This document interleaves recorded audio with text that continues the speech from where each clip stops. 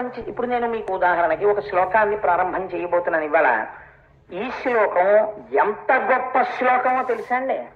మీరు ఒకనాడు ఎక్కడికో వెడదామని బయలుదేరారు, అన్నవరం వెడదామని మీరు బయలుదేరారు. అన్నవరం వెడదామని బయలుదేరారు, గొప్ప చీకటి కమ్మేసింది, మబ్బులు వేసేసాయి, ఏ క్షణంలో వర్షం పడిపోతుందో తెలీదు. మీరు తొందరగా అన్నవరం చేరాలి, మీకు అన్నవరం ఎటు వెళ్ళాలో తెలీదు. కత్తిపూడి దాకా వెళ్ళిన తర్వాత మనుష్య సంచారం కనపడలేదు. బహుశా అటు కొండలున్నాయి ఇటు కొండలున్నాయి, ఎడం వైపుకి వెడితే రావచ్చేమో అన్నవరం అని 100 కిలోమీటర్ల వేగంతో వెళ్ళిపోతున్నారు. మీరు ఎటు వెళ్ళిపోతున్నారు? జగ్గంపేట వైపు, రాజమండ్రి వైపు వెళ్ళిపోతున్నారు. చాలా దూరం మీరు వెళ్ళిపోయిన తర్వాత మీకు బోర్డు కనపడింది, అన్నవరం అని ఇలా చూపిస్తూ. ఇప్పుడు మీరు ముందేమంటారంటే, అమ్మ బాబోయ్, ఈ బోర్డు కనపడి ఉండి ఉండకపోతే నేను ఇలాగే రాజమండ్రి విజయవాడ వెళ్ళిపోతున్నాను. ఓ 30 కిలోమీటర్ల తర్వాత కనపడబట్టి మళ్ళీ వెనక్కి తిరిగి వెళ్ళిపోతాను, పర్వాలేదు. 30 కిలోమీటర్లే కాబట్టి నేను అనుకున్న సమయానికి అన్నవరం వెళ్ళిపోగలను. ఇప్పుడు ఆ బోర్డు మీతో మాట్లాడాలా? మీరు ఒకసారి ఆలోచించండి. ఆ బోర్డు మీతో, ఏమంటే కోటేశ్వరారు మీరు తప్పుగా వెళ్ళిపోతున్నారు, మీ అదృష్టం, ఇప్పుడు 30 కిలోమీటర్లే వచ్చారు, ఇప్పుడు కానీ మీరు వెనక్కి తిరిగిపోతే మీరు అనుకున్న సమయానికి ముందే వెళ్ళిపోతారు, అరగంట ముందే అన్నవరం చేరిపోతారు, మీ వాళ్ళతో కలిసిపోయి వ్రతం చేసుకోవచ్చు అని ఆ బోర్డు ఏమైనా మాట్లాడుతుంది ఏంటి? ఏమీ మాట్లాడదు. అది ఎలా ఉంటుందంటే అన్నవరం అని ఇలా ఓ బోర్డు ఉంటుంది. కానీ అది చాలదా దిశానిర్దేశాన్ని మార్చేయడానికి? అంతకన్నా ఏమైనా కావాలా? ఏం అక్కర్లేదు, ఆ బోర్డు చాలు. దీన్ని ఎంత గొప్పగా చూపిస్తారో చూడండి. మీరు ఆ శ్లోకాన్ని, ఉన్న శ్లోకాన్ని ఉన్నట్టుగా మీరు అర్థం చేసుకున్నారనుకోండి, పెద్ద విచిత్రం జరిగిపోతుంది ఆ శ్లోకంలో. ఆ శ్లోకం ఇలా ఎందుకు వెళ్ళింది అని మీరు ప్రశ్న వేశారనుకోండి, మీకు అన్నవరం బోర్డు కనపడదు. అది ఆ శ్లోకానికి ఉన్న గొప్పతనం. అంటే ఏమిటో తెలుసా అండి? నేను ఎందుకు ఈ మాట చెప్పానో తెలుసా? ఇవాళ మీరు వినబోతున్న శ్లోకం మూక పంచశతిలో అమ్మవారు మూకశంకరుల ద్వారా పలికి కొన్ని కోట్ల కోట్ల కోట్ల జన్మల నుంచి, ఎటువంటి దౌర్భాగ్యపు జన్మలలోంచి మనం వచ్చామో తెలుసా అండి? సహజంగా మరణించగలిగిన అదృష్టం కూడా లేని జన్మల్లోంచి మనం ఇందులోకి వచ్చాం. అసలు సహజంగా చచ్చిపోతాం మేము, అప్పటి వరకు మమ్మల్ని చంపేయొద్దు అన్నా కూడా మిమ్మల్ని బతకనివ్వరు, అలాంటి జన్మల్లోంచి వచ్చాం. నేను నా భార్యను ఆఫీసు నుంచి తీసుకొస్తుంటే మా మదన గోపాల్ గారి ఇళ్ల పక్కన ఖాళీ స్థలాల్లో కోడి పెట్టలు పిల్లలతో తిరుగుతుంటాయి. నాకు వాటిని చూసినప్పుడల్లా గుండె గుబేలుమంటుంది. ఎంత కష్టపడి ఓ గుడ్డు తయారు చేసిందో, ఎంత కష్టపడి పెట్టిందో, ఎంత కష్టపడి పొదిగిందో, తన ఒంటిలో వేడి ఆ గుడ్డులోకి పంపించేటప్పుడు ఎంత ఆనందం పొందిందో, ఒక కోడిలో ఉన్న వేడికి గుడ్డులో ఉన్న పిండం చైతన్యం ఎలా పొందిందో, ఇంత చిన్న కోడి పిల్ల ఎక్కడి నుంచి వచ్చిందో, పిరికితనానికి మారుపేరైన కోడి ఇంతంత కోడి పిల్లల్ని వెంటేసుకుని అది నడుస్తుంటే కిక్కి కిక్కి కిక్కి కిక్కి అంటూ ఇవన్నీ ఆ కోడి వెనకాతలు తిరుగుతుంటాయి. మా అమ్ముంది మాకేమిటని వాటికి ఒక పెద్ద ధైర్యం, ఇంతంత ఉంటాయి ఊలు బంతులు అంతంతా, అవి వెళ్ళిపోతుంటాయి అమ్మ వెనకాతల. ఈ అమ్మ ఓ దిక్కుమాల కోడి, అది ఎంత పిరికిదండి ఆ కోడి. కోడి అంత పిరికిది ప్రపంచంలో ఇంకోటి ఉండదు. అది ఎవరితో యుద్ధం చేస్తుంది, ఏం చేస్తుంది ఆ కోడి పెట్ట? అటువంటి కోడి పెట్ట తన పిల్లల్ని చూసుకునేటప్పటికీ ఎంత భయమో దానికి, దాని పిల్లలు ఏమైపోతాయో అని ఇలా ముక్కుతో పురుగు తింటుంది. పిల్లల కోడిలా పెంచిందండి అంటారు. ఇలా కొడుతుంది, అలా తలపైకి ఆకాశంలోకి చూస్తుంది, దానికి భయం, గ్రద్దొచ్చి దాని పిల్లని ఎత్తుకుపోతుందని ఇలా కొడుతుంది, అలా చూస్తుంది, కుక్కలు వచ్చి పిల్లల్ని ఎత్తుకుపోతాయేమో అని. ఆ పిల్లల్నంత కష్టపడి కంది, కానీ ఎట్టించి ఓ కుక్కొచ్చో పిల్లని ఎత్తుకుపోతుందో తెలియదు. ఎత్తుకుపోయింది అనుకోండి, ఏం చేస్తుందండి? ఏడవడం తప్ప. దాని ఎదురుగుండానే అంత దూరం పట్టుకెళ్ళి అక్కడ పెట్టి నోట్లో కొరికేస్తుంటే అది కిక్కి కిక్కి కిక్కి కిక్కి అని ఏడుస్తుంటే ఆ కోడి ఏడుస్తూ మిగిలిన పిల్లల్ని రక్షించాలి. అది తినేసి కడుపు నిండపోతే వెంటబడి ఇంకో పిల్లని ఎత్తుకుపోతుంది. అసలు నాకైతే అనిపిస్తుంది, సహజంగా చచ్చిపోయే కోడి ప్రపంచంలో ఉందండి? అన్ని బలవన్మరణాలే కోళ్ళవి. ఆ జాతికి సహజ మరణమే తెలియదు, ఎప్పుడూ కత్తి పెట్టి కోయబడి చచ్చిపోవడమే. అటువంటి జన్మల్లోంచి కొన్ని కోట్ల కోట్ల జన్మలు దాటి మూక పంచశతి అంటే ఏమిటో వినగలిగినటువంటి జన్మలోకి మనం వచ్చాం. ఇప్పుడు అమ్మ మన అనుగ్రహించాలనుకుంది. మూకశంకరులు అమ్మవారిని స్తోత్రం చేశారని మీరు అనుకుంటే చాలా పొరపాటు పడుతున్నారు. అమ్మవారు మూకశంకరుల ద్వారా తనని స్తోత్రం చేయించినట్టుగా నటిస్తూ మీకు బోధ చేస్తోంది మూక పంచశతి. ఇప్పుడు నేను ఈ శ్లోకానికి కావలసినటువంటి పునాదిని మీకు ఇచ్చాను. ఇప్పుడు ఈ శ్లోకాన్ని మీరు అవధరించండి. ఈ శ్లోకం విన్న తరువాత మీరు ఇవాళ ఏకాంత సేవ అయిపోయాక, అందుకే అంత గొప్పగా అలంకరించారు. ఇవాళ అమ్మవారి చేతిలో చెరుకు విల్లుని, పుష్పబాణాల్ని దగ్గర నుంచి చూసి ఆవిడ పాదాలకి శిరస్సు ఉంచి వెళ్ళకపోతే ఇన్ని కోట్ల జన్మల నుంచి మీరు పొందుతున్నటువంటి దుఃఖాన్నే మీరు కోరుకున్నట్టు లెక్క. అంటే మీరు మార్పును అంగీకరించలేదు అని అర్థం. ఆ శ్లోకం అలా పెడుతుంది. చూడండి, ఇంకా నేను అంతకన్నా చెప్పను. ఇంకా శ్లోకం గురించి వెనక పూజ కూడా ఉంది కాబట్టి అసలు ఈ శ్లోకాలు ఒక్కొక్కటి 3 గంటలు 3 రోజులు చెప్పవలసిన శ్లోకాలు నేను తేల్చేస్తున్నాను వాటిని. కాబట్టి ఆ మూకశంకరులు అంటారు, కుసుమ శర గర్వ సంపత్ కోశ గృహం భాతి కాంచి దేశగతం అస్మిన్ కథమపి గోపితం అంతర్మయా మనోరత్నం అంటారు. ఇది ఒక విచిత్రమైనటువంటి శ్లోకం. ఇందులో కుసుమశర గర్వ సంపత్ కోశగృహం భాతి కాంచి దేశగతం కాపితమస్మిన్ కథమపి గోపితమంతర్మయా మనోరత్నం అంతే ఆ శ్లోకం. ఇందులో ఏమంటున్నారంటే, నేను కంచిలో ఒక విషయాన్ని చూశాను. భాతి, భాతి అంటే నేను చూశాను కాదు, అయి ప్రకాశించుతున్నది, అది వెలుగుతోంది. వెలుగు మీ కంటిని తొందరగా ఆకర్షిస్తుంది. భాతి, అది కంచి యందు ప్రకాశిస్తోంది. కంచి ఒక దేశం, అది ఒక స్థలం. ఆ స్థలమునందు అది ప్రకాశించుచున్నది, అంతటా ప్రకాశించేది, అన్ని బ్రహ్మాండముల యందు ప్రకాశించేది. మీరు ఈ మాంసనేత్రముతో చూడడానికి వీలుగా కంచిలో వచ్చి కూర్చున్నది. భాతి కాంచి దేశగతం. ఎవరది? కామాక్షి అని అన్నారు మూకశంకర్. అలా పేరు పెట్టి పిలవలేదు. ఆయన అన్నారు, కుసుమ శర గర్వ సంపత్ కోశ గృహం అన్నారు. కుసుమ శర అంటే ఆయన ఏవి పేర్లు చెప్పరు. ఇందులో పువ్వులు బాణములుగా కలిగినటువంటి వాడు. గర్వ, పువ్వులు బాణములుగా కలిగిన వారంటే మీరు అమ్మవారు కూడా ఉంది. అమ్మవారి దగ్గర కూడా 5 పువ్వులు చేతిలో పట్టుకుంటుంది. పంచతన్మ అత్రసాయక, అమ్మవారి పువ్వులు చేతిలో పట్టుకుంటుంది. కాబట్టి మరి అమ్మవారా? కాదు. అమ్మవారైతే గర్వం అన్నమాట ఎందుకు పడుతుంది? కుసుమశర గర్వ సంపత్ కోశ గృహం, పువ్వులు బాణములుగా కలిగినటువంటి వాని యొక్క గర్వము అనబడేటటువంటి సంపద ఒక కోశమునందు దాచాడు. కోశం అంటే పెట్టె. మనం చూడండి, రాత్రి పడుకోబోయే ముందు మెళ్ళో ఉన్నటువంటి హారాలు, చేతులకున్న ఉంగరాలు అన్ని తీసేసి ముందో పెట్టిలో పెడతాం. ఆ పెట్టి తీసుకెళ్లి తర్వాత ఏం చేస్తాం? ఓ బీరువాలో పెడతాం. ఆ బీరువా తాళం వేసి ఎక్కడ పెడతాం? ఇంట్లో పెడతాం.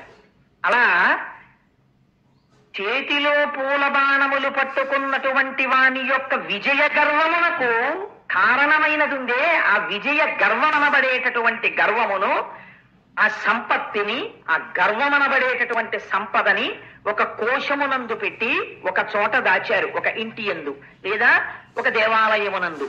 అది భాంచి, అది ప్రకాశిస్తోంది కంచిలో. ఇప్పుడు మీరు చాలా జాగ్రత్తగా వినండి ఈ శ్లోకాన్ని.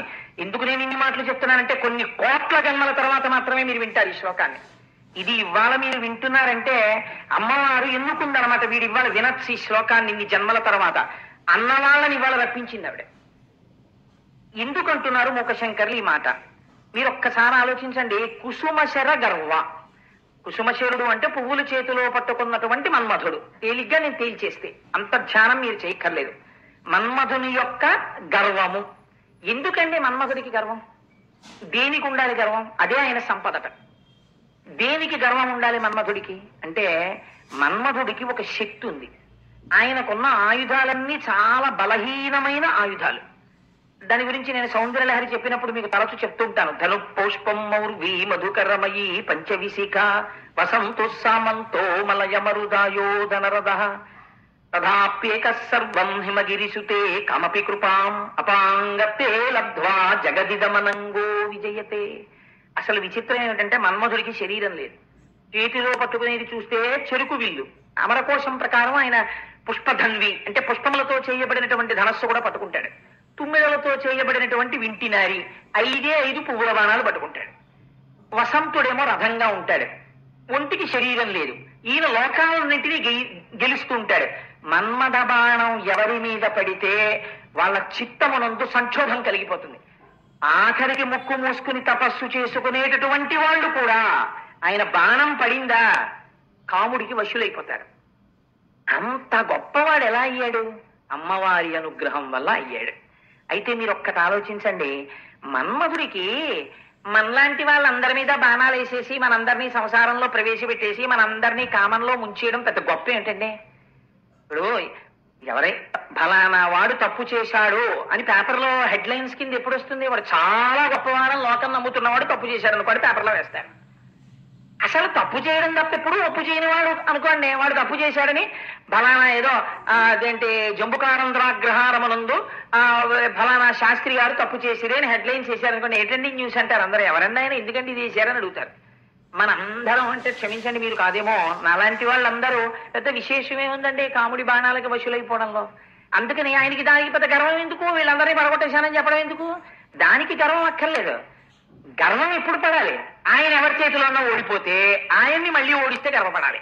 అలా ఎవరి చేతిలో ఉన్నా ఓడిపోయాడా? మీరు దీన్ని చాలా జాగ్రత్తగా ఆలోచించాలి. ఎందుకంటున్నాడో మూకశంకరుడు దీన్ని. ఆయన మన్మథుడు ఒకసారి ఓడిపోయాడు. ఓడిపోవడం కాదు, అలా ఇలా ఓడిపోలేదు, ఎప్పుడు మీ అందరికీ తెలుసు. అదేదో పెద్ద రహస్యంలా నేను చెప్పక్కర్లేదు.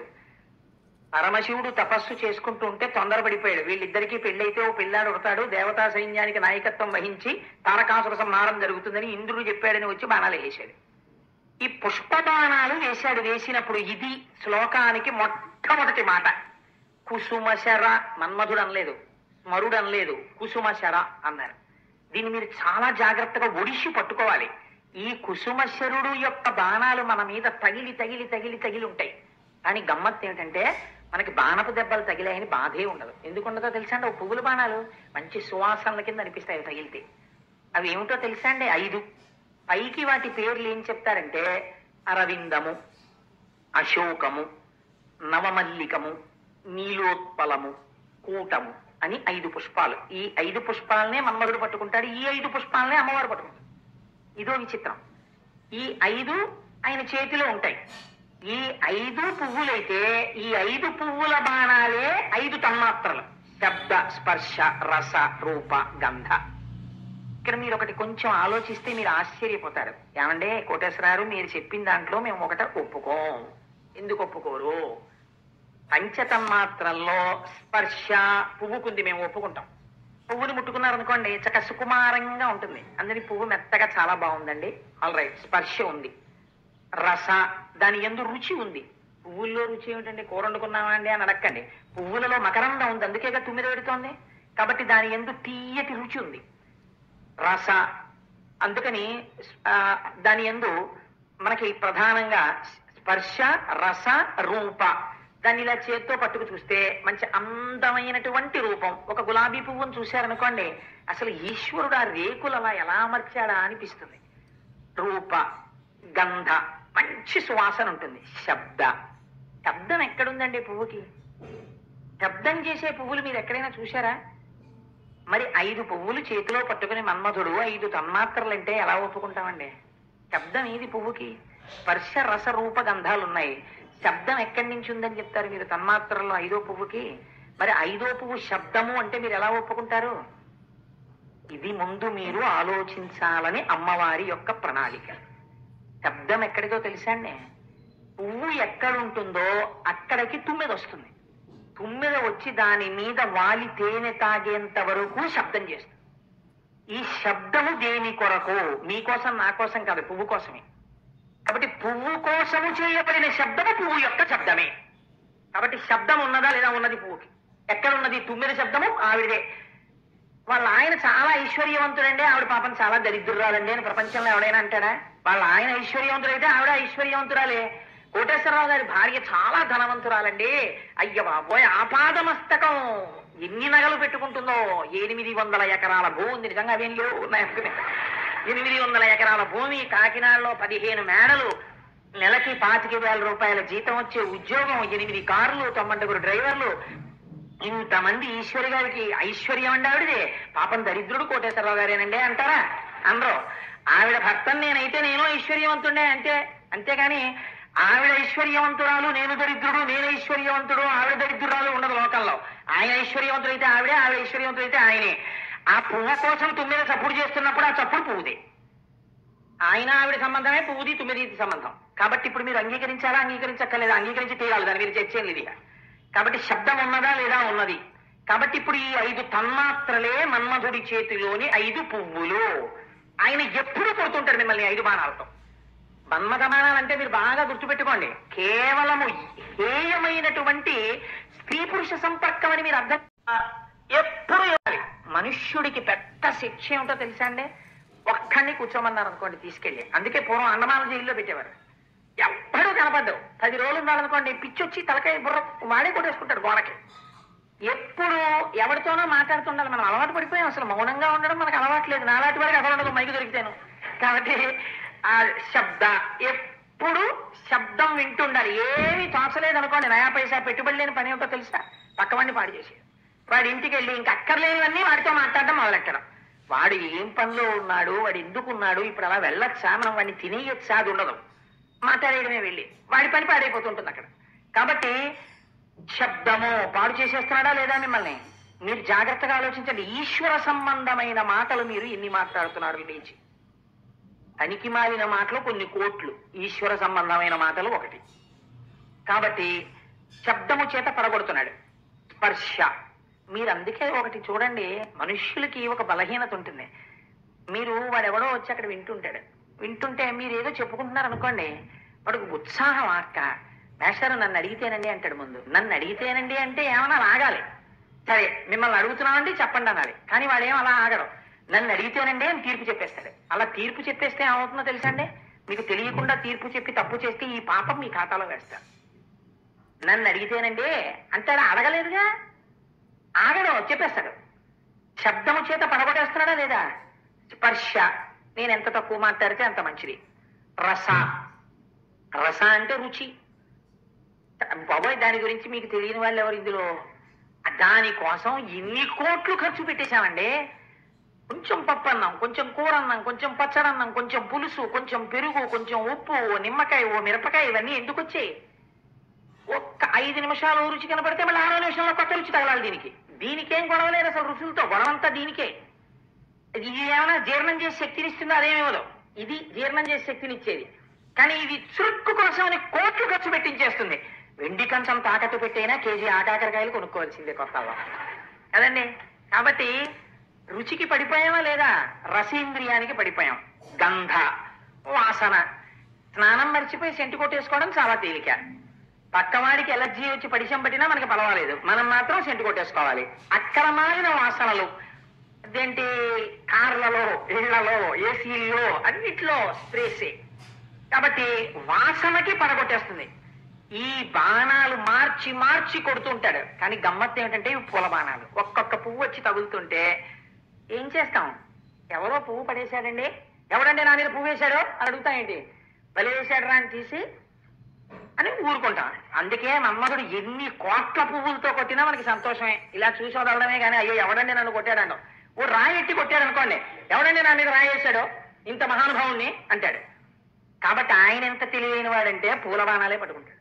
ఇది అమ్మవారు పలికిస్తోంది. నీకు ఈ అలవాటు ఎప్పటిదో తెలుసా? ఇప్పటిది కాదు.